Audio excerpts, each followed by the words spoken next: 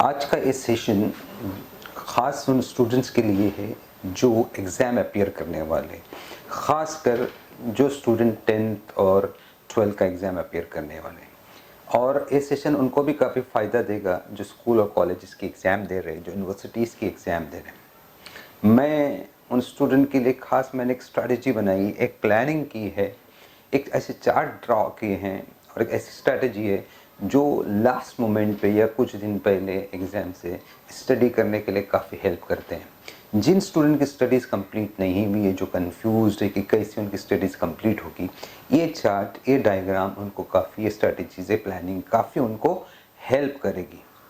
तो मैं उन सब स्टूडेंट्स को कहूँगा कि आप इस सेशन को और इस पर्टिकुलर वीडियो को गौर से सुने, और जो लोग भी ये वीडियो उन स्टूडेंट तक पहुँचा सकते, वो काफ़ी इसको शेयर करें और लोगों तक पहुँचता कि सारे स्टूडेंट्स को इसका फ़ायदा होगा।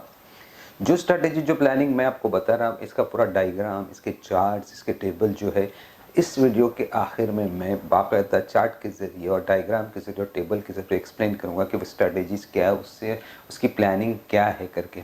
और उससे पहले छोटा मैं ब्रीफ आपको करना चाहूँगा कि ये क्या है, किस तरह से आपको हेल्प करके, किस तरह से ड्रॉ की गई है, किस तरह से ये प्लान की गई है।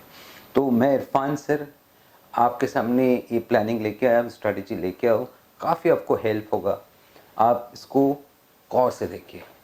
तो सबसे पहली जो चीज़ है एग्ज़ाम के टाइम पे होती है, जिन लोगों की स्टडीज़ कंप्लीट नहीं होती है, जो अंडरस्टैंडिंग में थोड़ी कमी रह जाती है, उनको एक बड़ा फ़ियर हो जाता है एग्ज़ाम का। फ़ियर, वैसे भी एग्ज़ाम का फ़ियर सबको रहता है, लेकिन इनमें ज़्यादा फ़ियर पैदा होता है।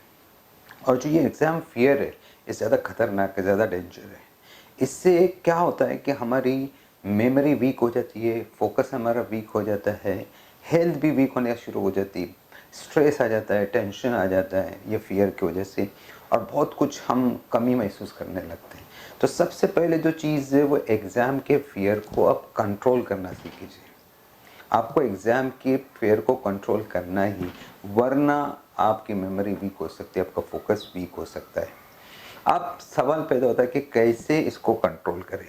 अब सबसे इम्पोर्टेंट चीज़ जो इसके कंट्रोल करने की, पॉजिटिव माइंडसेट। पॉजिटिव माइंडसेट होना चाहिए आपका। आपने ये सोचना चाहिए कि मैं अपने एग्ज़ाम में, इस एग्ज़ाम में मैं अपना 100% दूँगा और अच्छे से अच्छा ही रिज़ल्ट आएगा। मैं पूरी कोशिश करूँगा और अच्छे से अच्छा रिज़ल्ट ही आएगा। ये होता है पॉजिटिव माइंडसेट। आपको फ्यूचर की प्लानिंग इस वक्त नहीं करनी चाहिए कि अगर कम मार्क्स आए तो क्या होगा, कहाँ एडमिशन्स मिलेगी, ये सब आपको नहीं सोचना है। आपको टोटल फोकस करना है एग्ज़ाम पे विद पॉजिटिव माइंडसेट के साथ कि मैं अच्छा ही करूँगा एग्ज़ाम पे और मेरी एग्ज़ाम अच्छी ही जाएगी और मुझको कहीं से कोई प्रॉब्लम भी नहीं है। ये पॉजिटिव माइंडसेट के साथ आपको जाना। और जो लोग आपके पेरेंट्स वगैरह हैं, जो भी आपके अतराफ में लोग हैं, उन्होंने भी आपको कॉन्फिडेंस दिलाना ज़रूरी है। ये बहुत उन सब के लिए इम्पोर्टेंट है। इसके बाद सब में इम्पोर्टेंट चीज़ जो आती है कि आपके पास स्ट्रैटेजी होनी चाहिए, प्लानिंग होनी चाहिए एग्ज़ाम से पहले अपीयर करने। अगर आपके पास स्टडीज़ पूरी नहीं हुई, कंप्लीट नहीं हुई, तो आपके लिए प्लानिंग और स्ट्रैटेजी तो मस्ट है। बट प्लानिंग और स्ट्रैटेजी हर आदमी के सक्सेस में बड़ा रोल प्ले करती है। किसी भी फील्ड में ये बहुत बड़ा रोल प्ले करती है। जो लोग अच्छी प्लानिंग करते हैं, जो स्ट्रैटेजीज़ अच्छी बनाते हैं, वो सक्सेसफुल होते हैं। तो एक स्टूडेंट को भी चाहिए कि वो अच्छी स्ट्रैटेजी बनाए, अच्छी प्लानिंग करे अपने स्टडी के लिए। साल के शुरू होने से पहले शुरू करना चाहिए इसको। बट अभी जो वक्त गुजर गया, अब हम कोई स्ट्रैटेजी और प्लानिंग करनी है, तो हमने भी कोशिश किया, मैंने भी कोशिश की कि मैं आपको किस तरह से आपके एग्ज़ाम में हेल्प कर सकता हूँ। तो इसके लिए मैंने कुछ प्लानिंग बनाई, स्ट्रैटेजीज़ बनाई, जो मैंने आपको अभी बताई। अब उसमें सबसे पहली जो इम्पोर्टेंट जो चीज़ है स्ट्रैटेजी और प्लानिंग में, वो क्या है कि आपके पास कितने डेज़ बचे। कितने डेज़ आपके पास बचे, मंथ की बात नहीं करें क्योंकि अभी डेज़ की बात करें। कितने डेज़ आपके पास, अब मान के चलिए कि आपको एग्ज़ाम से पहले 100 डेज़ बचे हुए। कितने डेज़ बचे हुए? आपके पास 100 डेज़ बचे हुए। अब आप समझ लो कि मेरे पास 100 डेज़ बचे हुए। लेकिन मैं आपको ये कहूँगा, आपके पास 100 डेज़ है। अगर आप 100 डेज़ कैलकुलेट करें तो आपके पास 100 डेज़ नहीं, बल्कि आपके पास 50 डेज़ बचे। या फिर मैं ये करूँगा कि आपके पास 80 डेज़ आप बोल रहे हो, तो आपके पास 40 डेज़ बचे। अब इसका कैलकुलेशंस मैं आपको बताता हूँ कि सबसे पहले आपको क्या करना है कि 100 डेज़ को आवर्स में कन्वर्ट करना है। मतलब आपके 100 डेज़ इंटू 24 4 आवर्स हो जाएंगे, मल्टीप्लाई हो जाएंगे तो बन जाएंगे 2400 आवर्स, करेक्ट, 2400 आवर्स। आपके पास 2400 आवर्स है स्टडी के लिए। एक्चुअली ये कैलकुलेशन गलत है आपके हिसाब से, स्टडी के हिसाब से, दिन के हिसाब से सही है बट स्टडी के हिसाब से कैलकुलेशन गलत है। आपके पास 2400 आवर्स नहीं है। अगर आप अपने खाने पीने और बाकी ज़रूरत की जो चीज़ें या नीड की जो चीज़ें के लिए टाइम लगता है उसको निकाल देते तो मान के चले कि आपने 12 आवर्स निकाल दिया, जो सोने वगैरह खाने वगैरह में और किसी और चीज़ में चला जाता है, और आपके पास बचते कितने 12 आवर्स। आप अगर 12 आवर्स को आप 100 डे से मल्टीप्लाई करोगे तो 1200 आवर्स आपको मिलेंगे। इसका मतलब आपके डेज हाफ हो गए, 50 डेज हो गए या 40 डेज हो गए। तो ये जो मिस कैलकुलेशन लोग करते हैं कि बस 100 डेज आर 100 डेज हैं, उन्होंने सोचना है कि आपके आवर्स कितने उनके पास है और कितने खाने में और कितने अदर चीज़ों में आवर्स चले हैं। तो सबसे पहले तो मिस कैलकुलेशन यही हो जाता है। आपके पास अगर मान के चलिए आपके पास 1200 आवर्स है, अब आपको स्ट्रेटेजी बनानी, प्लानिंग बनानी शुरू करनी, तो मैं आपको ये बताता हूँ कि आपको कोशिश तो ये करनी चाहिए कि आप अपने सोने और खाने पीने के आवर्स में से कुछ आवर्स निकालें और स्ट्रेटेजी और प्लानिंग बनाएं और ये 1200 आवर्स को सेफ रखें। अगर किसी वजह से आप नहीं कर रहे हैं तो आप इसमें से भी ये 50 आवर्स यूज़ कर सकते हैं स्ट्रेटेजी और प्लानिंग बनाने के लिए। तो ये जो चीज़ है स्ट्रेटेजी और प्लानिंग बनाने के लिए आपको 50 आवर्स आप निकालते हो या 100 आवर्स निकालते हो 1200 आवर्स से, तो आपके 1100 आवर्स बचते हैं। आपको लगता है मेरे 1100 आवर्स पे 100 आवर्स बेकार हो गए, आपको ऐसा लगेगा कि 100 आवर्स मेरे वेस्ट हो गए, बट ये गलत सोच है, एक गलत कैलकुलेशन है। ये 100 आवर्स आपको 400 से 500 आवर्स का आउटपुट ज़्यादा देंगे। मतलब अगर आपने 1100 आवर्स में जो काम कर रहे हो विथ स्ट्रैटेजी और प्लानिंग के साथ करोगे तो आपको आउटपुट 1500 आवर्स के ऊपर मिलेगा, ये फ़ायदा ही देगा। तो इसलिए आपको स्ट्रैटेजी और प्लानिंग के साथ study with commitment, with firm commitment के साथ आपको स्टडी करना ज़रूरी है।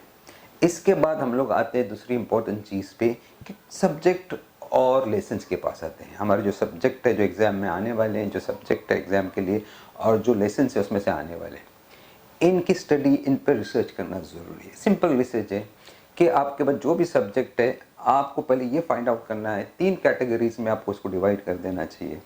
फर्स्ट कैटेगरी कि कौन से सब्जेक्ट डिफ़िकल्ट है, दूसरी कैटेगरी कौन से सब्जेक्ट ओके है और तीसरी कैटेगरी कौन से सब्जेक्ट ईजी है। इन 3 कैटेगरीज में इनको डालना। इसी तरह से इनके लेसन्स भी आपको 3 कैटेगरीज में डालना चाहिए, सेम कैटेगरीज में आपको डालना है।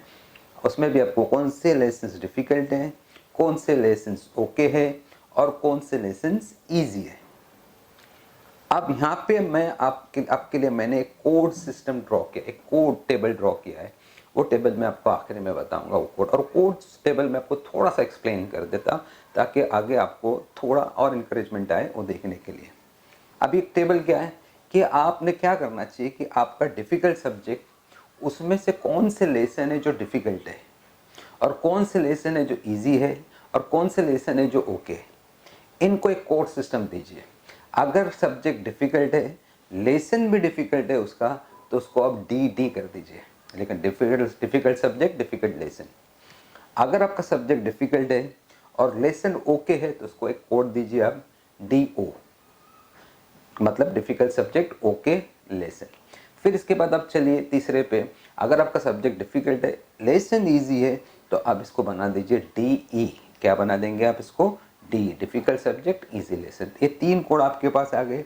आगे के 3 कोड और हम लोग देखते हैं।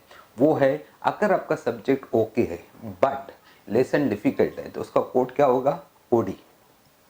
अगर आपका सब्जेक्ट ओके है, लेसन भी ओके है, तो उसको आप ओ कर दीजिए। अगर आपका सब्जेक्ट ईजी है और लेसन भी अगर आपका सब्जेक्ट ओके है बट लेसन ईजी है तो आप उसको OE कर दीजिए। इस तरह से आप थर्ड कैटेगरी पे आते हैं जो इजी सब्जेक्ट की है। इजी सब्जेक्ट लेकिन लेसन डिफ़िकल्ट लग रहा है आपको तो वो ED बनेगा। इजी सब्जेक्ट लेकिन लेसन ओके लग रहा है तो आपको EO बनेगा।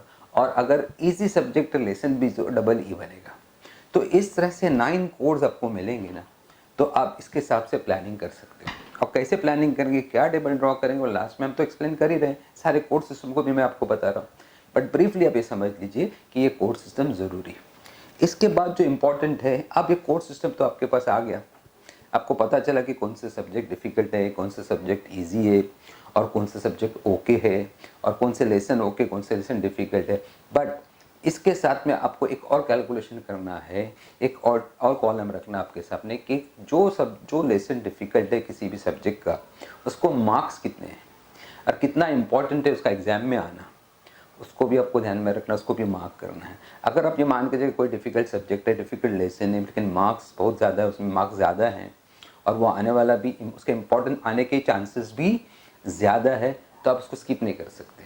उसके लिए आपको मेहनत करना ज़रूरी है। अब ये होने के बाद हम देखेंगे कि मेन जो इम्पोर्टेंट चीज़ है कि स्टडी का प्लान कैसे बना। स्टडी का प्लान अकॉर्डिंग टू टाइम होगा, टाइम मैनेजमेंट के हिसाब से होगा। आपके पास क्या टाइम बचा है, कौन सा टाइम आपको यूज़ करना है, कैसे उसको स्टडी करना है, कौन सा स्लॉट यूज़ करना है डे का, वो टाइम मैनेजमेंट आपको करना ज़रूरी है। उसके लिए सबसे पहले जो चीज़ है आपके पास कि आपके पास जो वीक डेज है, जो 7 डेज़ है हमारे, उसमें कौन सा ऐसा डे है जो आपको बहुत प्यारा अच्छा लगता है उस दिन स्टडी करने के लिए, बहुत अच्छी लगती है, बहुत अच्छा लगता है कि इस दिन स्टडी करने में बहुत आपको अच्छा लगता है। तो वो डे आपको बहुत कंफर्टेबल लगता है, तो उस डे को नंबर 1 पे डाल दीजिए। फिर उसके बाद वाला डे नंबर 2 पे डाल दीजिए। इस तरह से आप नंबर दे दीजिए डेज़ को कि ये नंबर 1 है, ये नंबर 2, नंबर 3 डेज़ है, और उसके हिसाब से आपको फिर ईज़ी और डिफ़िकल्ट सब्जेक्ट को प्लान करना है।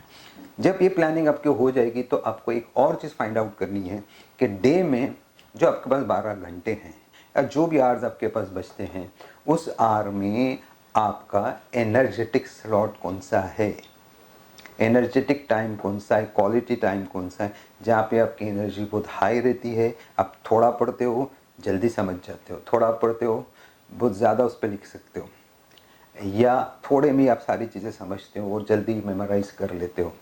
ऐसा कौन सा वो स्लॉट है। नॉर्मली हम देखते हैं कि मॉर्निंग और लेट नाइट का स्लॉट लोग ज़्यादा प्रीफर करते हैं। इस स्लॉट में बोलते हैं हमारी एनर्जी ज़्यादा होती है, क्योंकि दोनों टाइम पे सो के उठने के चांसेस रहते हैं। अब अपने एनर्जेटिक स्लॉट फाइंड आउट करना है कि मॉर्निंग या लेट मॉर्निंग या नून या आफ्टरनून या evening, late evening, night, late night, कौन सा स्लॉट आपका है जो बहुत ज़्यादा एनर्जेटिक है और कितने आवर्स आप स्ट्रेच में पढ़ सकते हो। ये भी ज़रूर, कितना आवर्स आप एट स्ट्रेच पढ़ोगे। कभी कभी लोग एक साथ बहुत ज़्यादा पढ़ने की कोशिश करते हैं, 6-6 घंटे, 5-5 घंटे, 3-3 घंटे एक साथ पढ़ने की कोशिश करते हैं, बट उनका इनपुट गिरता चला जाता है, उनका आउटपुट गिरता, डिक्रीज होना शुरू हो जाता है। तो आपको रुक जाना है जहाँ पे आपका आउटपुट, आपकी समझ डिक्रीज होना शुरू हो जाए, वहाँ पे आपको रुकना ज़रूरी है। फिर ब्रेक लेके आप आइए, फिर पढ़िए। ऐसे स्लॉट आपको ड्रॉ करना है, ऐसे स्लॉट पे लाना है, ऐसा टेबल बनाना है इस स्लॉट का भी। अब जब आपका ये स्लॉट का टेबल बन जाएगा और आपके पास वो कोड्स आ जाएंगे कि ये कोड्स है करके और ये स्लॉट्स है करके, तो आप उसको मैच कर सकते हो। आपके मार्क्स के हिसाब से, आपके डिफ़िकल्ट सब्जेक्ट का आप उसको दे सकते हो कि कौन से दिन कौन से स्लॉट में कौन सा सब्जेक्ट आपको रखना है। ये मोस्ट इम्पॉर्टेंट, कितने मार्क्स का है। ये चार्ट अगर आप बना लेते हो, जिसको हम लोग ने कोशिश की है लास्ट में एक्सप्लेन करने की। इसके अलावा और एक बात है आपको ध्यान में रखना चाहिए कि अगर आपके स्लॉट्स भी अच्छे हैं, आपने कोर्स सिस्टम भी बना दिया है, बट जो सब्जेक्ट डिफ़िकल्ट है, जो लेसन डिफ़िकल्ट है, वो अगर आपको अंडरस्टैंड नहीं कर पा, आपको समझ में नहीं आ रहा, खुद से समझ में, सेल्फ स्टडी से समझ में नहीं आ रहा है, तो क्या उसके लिए आपको हेल्प और गाइडेंस की ज़रूरत है। आपको हेल्प अगर गाइडेंस की ज़रूरत है तो डेफिनेटली आपको वो हेल्प लेनी चाहिए, वो गाइडेंस लेना चाहिए। और कभी कभी लास्ट मोमेंट पे अगर आपको ये समझ में आए कि मुझको इसमें हेल्प लेनी है या मुझको गाइडेंस लेना है, तो शायद आप उस वक्त कंफर्टेबल नहीं होते किसी को कांटेक्ट करने के लिए। तो उससे पहले आपको ये ड्रॉ करना है, ये चार्ट को, इसको, ये डेटा को जमा करना है। तो सबसे पहली चीज़ है कि आप कहाँ से आपको हेल्प मिलेगी, कहाँ से आपको गाइडेंस मिलेगा। उसके लिए आपको क्या करना चाहिए, आपको वो चीज़ लिस्ट डाउन करनी चाहिए, वो रिसोर्सेज को लिस्ट डाउन करना चाहिए। तो सबसे पहली चीज़ है क्या बुक से आपको हेल्प मिले। नॉर्मली हम देखते हैं कि बुक से लोग स्टडी करते हैं, काफ़ी डिफरेंट टाइप्स के बुक्स होते हैं जिसको स्टडी करके वो अपना काम अंडरस्टैंड करना शुरू करते हैं। तो बुक्स है। बुक्स के अलावा आज के ज़माने में इंटरनेट है। आज के ज़माने में इंटरनेट है, यूट्यूब चैनल्स है, बहुत सारे ऐसे चैनल्स हैं जहाँ पे आपको हेल्प मिलती है, सपोर्ट मिलती है, फ्री ऑफ कॉस्ट मिलती है, या फिर कम कीमत में भी ट्यूटर्स अवेलेबल है। तो उसका डेटा आप जमा कीजिए, उन लिंक को जमा कीजिए, उन लिंक को नोट डाउन कीजिए, सेव कीजिए। उसके बाद अगर इसके बावजूद भी आपको लगता है कि थोड़ा डिफ़िकल्टीज आ ही रही, तो आपके फ्रेंड्स हैं जो एक्सेलेंट होते हैं अपनी स्टडीज़ में और हेल्प करने में भी कोऑपरेटिव होते हैं, ऐसे स्टूडेंट्स, ऐसे फ्रेंड्स का आप नंबर लीजिए, कॉन्टैक्ट नंबर लीजिए। साथ साथ में कभी कभार टीचर्स भी ऐसे होते हैं, ट्यूशन टीचर्स होते हैं, स्कूल टीचर्स होते हैं, या अपने रिलेटिव्स में लोग होते हैं जो आपको हेल्प करने के लिए तैयार होते हैं। बट इनसे आप इनका सबका नंबर लेना, इनके टाइम शेड्यूल मालूम करना कि कौन से टाइम पे लोग फ्री है, कैसे इनको अप्रोच कर सकते हो, कितने बजे अप्रोच कर सकते हो, कौन से दिन अप्रोच कर सकते हो, इसकी रिसर्च आपके पास होना ज़रूरी है। और उसके साथ साथ में आपने प्रायर उनसे कांटेक्ट करके बताना है कि कभी हो सकता है कि मुझको एक पर्टिकुलर सब्जेक्ट में आपकी हेल्प की या पर्टिकुलर लेसन में आपकी हेल्प की ज़रूरत होगी, तो क्या मैं आपको कांटेक्ट कर सकता हूँ। अब आपको कॉन्फिडेंस आएगा अंदर से ये सब करने के बाद। ओके, अगर वो बोलते यस कर सकते हो तो और एक कॉन्फिडेंस आपका डेवलप हो जाएगा। ठीक है, अगर मुझे आज नहीं समझा, कोई ना कोई समझाने वाला पीछे खड़ा है करके। ओके, तो इस तरह से आपकी हेल्प एंड गाइडेंस का डेटा आपको जमा करना है, ये रिसर्च करनी है। इसके बाद आप चलते हैं लास्ट पे, जो है कि स्टडीज इश्यूज क्या है आपके। आपको डिस्ट्रैक्शंस होता है कि स्टडी करते हो, प्रॉब्लम्स है आपकी स्टडी करने, क्या टाइप की प्रॉब्लम्स है आपकी स्टडी करने के लिए। तो जो सबसे बड़ी प्रॉब्लम आप लोग को लगती है जो स्टडी के लिए होती है, वो है प्लेस ऑफ स्टडी। अगर वो प्लेस ऑफ स्टडी सही नहीं, वहाँ पे डिस्ट्रैक्शंस हैं, वहाँ पे नॉइजेस हैं, वहाँ पे कंफर्टेबल नहीं हो, तो ऐसे प्लेस को चेंज करना ज़रूरी है। कोई ना कोई रास्ता ज़रूर निकलता है और आपको उसको चेंज करना है, या उस स्लॉट को चेंज करना, टाइमिंग स्लॉट को चेंज करके आप देखिए, तो शायद आपको वो काम आपका हो जाएगा, या फिर आप किसी को अप्रोच कीजिए। तो प्लेस ऑफ स्टडीज एक डिस्ट्रैक्ट ऐसा होना चाहिए जिस पे आपको एकदम स्टडी करने के लिए कंफर्टेबल होना चाहिए। इसके बाद सेकेंड इंपॉर्टेंट चीज़ है हेल्थ। काफ़ी बार मैंने ऐसा देखा, कई स्टूडेंट्स को मैंने देखा जो बहुत एक्सेलेंट होते हैं, माशाल्लाह बहुत अच्छे रहते हैं, बट कभी कभार उनको समझ में नहीं आता है, वो स्टडी करते भूल जाते हैं या स्टडी करते चिढ़ जाते हैं, जो स्टडी करते एकदम से इरिटेट हो जाते हैं और एकदम गुस्सा करने लग जाते हैं। ऐसे स्टूडेंट को भी हम लोग देखे तो पता चलता है बाद में, कभी कभी ऐसा होता है उनको हेल्थ इशू होते हैं। जैसा काफ़ी बच्चों को पढ़ते हुए देखा, उनकी आई साइट कमज़ोर होती है, उनको पता नहीं होता कि मेरी आई साइट कमज़ोर है करके, मेरी नज़र कमज़ोर है करके। जब वो स्ट्रेस डाल के पढ़ना शुरू करता है तो सर दर्द करना शुरू करता है। कभी कभी किसी को पढ़ते हुए नेचुरली सर दर्द करना शुरू कर देता है। किसी किसी को बैक पेन होता है, किसी किसी को फिंगर पेन्स होते हैं, किसी किसी को नी पेन होते हैं, वो बैठ नहीं पाते बराबर। तो कभी कभी इन सब चीज़ों को हम लोग इग्नोर करते हैं कि हम समझते हैं हम तो बहुत फिट है, हम तो यंग है, हमको कहाँ से ये प्रॉब्लम होगा। बट ये गलत सोच है, प्रॉब्लम किसी को भी हो सकती है। तो अगर ऐसा कहीं भी लगता है तो आपको डॉक्टर को कंसल्ट करना चाहिए। इसके बाद जो इम्पोर्टेंट चीज़ है वो क्या है, डाइट। आपकी डाइट ऐसी होनी चाहिए, आपको सुस्त और लेजी नहीं बनाए, आपको एक्टिव बनाने वाली डाइट होना चाहिए। और दूसरी चीज़, आप ना अंडर ईटिंग करो और ना ओवर ईटिंग करो। और ऐसी कोई चीज़ मत खाओ जो स्पाइसी हो या जो ज़्यादा डिस्टर्ब करे आपको खाने के बाद, स्टमक अपसेट हो जाए। तो इन सब चीज़ों से आपको बचना ज़रूरी है। डाइट आपकी अच्छी होना चाहिए। डाइट का भी अगर आप कंसल्ट कर सकते तो कर सकते हैं, इंटरनेट के थ्रू फाइंड आउट कर सकते हैं कि एग्ज़ाम के टाइम पे कौन सी डाइट होनी चाहिए। इसके बाद स्लीप भी आती है, आपको सोना भी अच्छा चाहिए, टाइम पे सोना चाहिए। नॉर्मली हम लोग अभी कम सोएंगे एग्ज़ाम के टाइम पे, बट जितना भी सोएंगे रिलैक्स होकर सोना ज़रूरी है। सोने का टाइम अपना अच्छा होना चाहिए, प्लेस अपनी अच्छी होनी चाहिए। और कभी कभार ऐसा होता है कि हम पढ़ते पढ़ते थक जाते हैं, तो हमको थोड़ी सी सोना, हम लोग थोड़ा सोना पसंद करते हैं, और सोना भी चाहिए, रिलैक्सेशन, उसको नैपिंग बोलते हैं। थोड़ी नैपिंग करना भी ज़रूरी है, और नैपिंग भी कीजिए आप। या फिर आपको कैसा लगे कि ज़्यादा स्ट्रेस आ रहा है तो थोड़ा वॉक कर लीजिए, थोड़ा नीचे जाइए, अपने माइंडसेट को थोड़ा बदल दीजिए, तो ऐसा कर सकते हैं आप उसको बात। तो स्लीप आपकी बात हो गई कि आपको सोना भी ज़रूरी है अच्छे टाइम पे। फिर आपका वाटर कंजम्पशन भी अच्छा होना चाहिए। डॉक्टर इसको भी रिकमेंड करते हैं कि जो अच्छी पानी आपको ज़्यादा पीना चाहिए, इससे काफ़ी हेल्प मिलता है। इसके बाद और सबसे इम्पोर्टेंट जो चीज़ है, आपकी अननेसेसरी डिस्ट्रैक्शंस कौन से, अननेसेसरी, विदाउट मतलब जो आप कंट्रोल कर सकते, जिसको आप आराम से ख़त्म कर सकते हो, जो अननेसेसरी है, ऐसे जो डिस्ट्रैक्शंस है वो कौन से हैं। उसमें सबसे पहली लिस्ट पे आता है सोशल मीडिया। आज के ज़माने में सोशल मीडिया पे हम लोग कभी कभी ऐसे बिजी हो जाते हैं, पोस्ट पढ़ रहे, वो पोस्ट अच्छी लग रही है, वो स्पोर्ट्स की पोस्ट अच्छी लग रही है, या वो मूवी की पोस्ट अच्छी लग रही है, उसको पढ़ रहे, उस पर डिस्कशंस हो रहे हैं। या कभी कुछ कहीं ऐसा प्रॉब्लम हो गया तो वो हमारे दिमाग में चलना शुरू होता, ऐसा क्यों हुआ करके। तो इन 100 डेज़ में आपको उन सारी पोस्ट से दूर रहना है। जो important post related to exam post है वही पढ़िए आप। तो आपको दूसरा है, घर में अगर कुछ चैटिंग्स हो रही, डिस्कशंस हो रही, कुछ फंक्शंस हो रहे, और कुछ ऐसी बातें हो रही तो आप ट्राई कीजिए कि अपने आप को कंट्रोल करके उससे अलग करने की कोशिश कीजिए, ताकि वरना आपका इंटरेस्ट उधर चला जाएगा, आपका टाइम उसमें चाहे आपको पता भी नहीं चलेगा। तो इन जो डिस्ट्रैक्शन वाले जो चीज़ें उनसे आपको फ़ोन पे डिस्कशन करना, कम से कम फ़ोन पे डिस्कशन कीजिए, कम से कम फ़ोन पे टॉक कीजिए। ये सारे डिस्ट्रैक्शन करने वाली चीज़ें हैं, डिस्ट्रैक्ट करने वाली चीज़ें हैं। तो इनको सबको आपको कंट्रोल करना बहुत ज़रूरी है। तो ये कुछ जो मैंने आपको हिंट्स दिए, जो मैंने आपको टिप्स दिए हैं, इसी का हम लोगों ने लेके एक चार्ट बनाए हैं और डायग्राम्स बनाए, कोड्स बनाए। मैं अभी उसको पूरा एक्सप्लेन करता हूँ। आप अगर नहीं समझ पाते हो और कुछ आपके समझने में कोई डिफ़िकल्टीज आ रही है तो आप हमको कांटेक्ट कर सकते हो, ठीक है। तो चलिए हम लोग चार्ट्स की तरफ चलते हैं। सबसे पहले जो मैं चार्ट आपके सामने दिखा रहा हूँ, जो चार्ट आपके सामने है वो सब्जेक्ट लेसन, मतलब आपको अपने जितने सब्जेक्ट और जितने लेसन है उनको 3 कैटेगरीज में आपको डिवाइड करना है, डिफ़िकल्ट, ओके और इजी। इन 3 कैटेगरीज में पहले आप उसको डिवाइड कर लीजिए।